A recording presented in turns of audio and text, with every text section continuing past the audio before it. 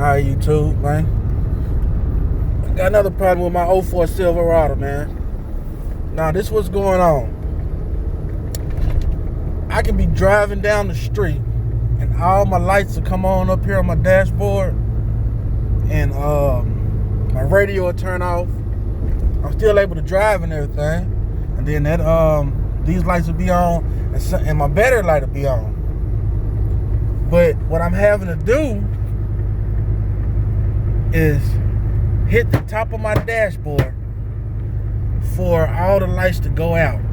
Not all the lights, but some of them. I will hit my dashboard like that, and then sometime it'll start back working, and then all the gauges will come back up too when I hit my dashboard. So, man, if y'all know what this is, I don't know if this cluster messing it up or what. Man, if y'all know what it is, man, just let me know so I can fix it myself. I'm not trying to take it to no shop because it still runs just like this, but my radio just not on. So if you could, man, just help me out, man.